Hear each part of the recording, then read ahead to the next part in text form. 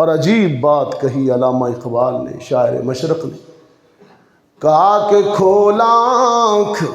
اکھاں کھول، بزرگا اکھاں کھول، قرآن پڑھ، کھول آنکھ زمیں دیکھ، فلک دیکھ، فضا دیکھ، کھول آنکھ زمیں دیکھ، فلک دیکھ، فضا دیکھ، مشرق سے ابھرتے ہوئے سورج کو ذرا دیکھ، بے تاب نہ ہو، مایوس نہ ہو، معرکہ بیم و رجا دیکھ، ہیں تیرے تصرف میں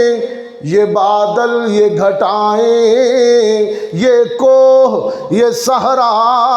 یہ سمندر، یہ ہوائیں، بادل بھی تیرا نوکر ہے، بارش بھی تیرے لیے مسخر ہے، سورج بھی تیری ڈیوٹی، تیری نوکری کر رہا ہے،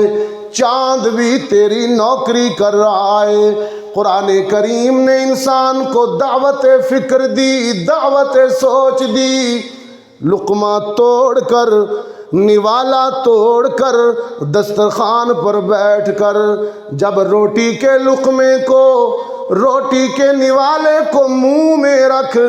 چبا کر نگلنے سے پہلے تھوڑی دیر کے لیے سوچ، فَلْيَنْظُرِ الْإِنسَانُ إِلَىٰ طَعَامِهِ أَنَّا صَبَبْنَا الْمَاءَ صَبًّا ثُمَّ شَقَقْنَا الْأَرْضَ شَقًّا فَأَنبَتْنَا فِيهَا حَبًّا۔ وہ کون سی ذات ہے جس نے بادلوں سے می برسا کر تیری زمین کو نرم کیا، سورج کو چمکا کر تیری فصلوں کو پکایا، چاند کو چمکا کر فصلوں میں، پھلوں میں ذائقے اور رس پیدا کیے، ہواؤں کو چلا کر تیرے باغات کو، تیری فصلوں کو بارآور کیا۔ ایک لقمہ، ایک نوالا تیرے منہ تک پہنچانے کے لیے سورج بھی تیرا خادم، بادل بھی تیرا نوکر، بارش بھی تیرے لیے مسخر، ساری کائنات تیری خدمت پر لگی ہے۔ وہم نہ کر، اللہ نے تجھے اشرف المخلوقات بنایا ہے، بادل بھی تیرا خادم، سورج بھی تیرا خادم، شجر و حجر بھی تیرے خادم، جن بھی، کہہ دو نا، ڈر گئے، جن بھی۔ ایک بندہ آیا کہتا شاہ صاحب مجھے جن چمٹ گئی، جن نکال دیجیے۔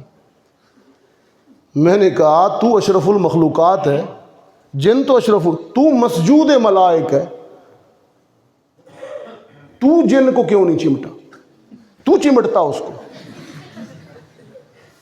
تو تکریم فضیلت کا اللہ نے تاج تیرے سر پہ رکھا ہے۔ وَلَقَدْ كَرَّمْنَا بَنِي آدم، وہ قرآن جو تجھے اعلیٰ بنانے آیا، تجھے وہم سے نکالنے آیا، آج کے ہوس پرست، مفاد پرست، اسی قرآن کے ذریعے توہمات جن نکالے جا رہے ہیں، اسی قرآن کے ذریعے توہمات پھیلائے جا رہے ہیں۔ جو قرآن نور دینے آیا تھا، روشنی دینے آیا تھا، ہدایت دینے آیا تھا، اسی قرآن کو کمزور باتیں پھیلانے کا ذریعہ بنا دیا مفاد پرستوں نے۔ اپنے پاس دودھ پیچھے پورے دین دی مج ماری ہے نا۔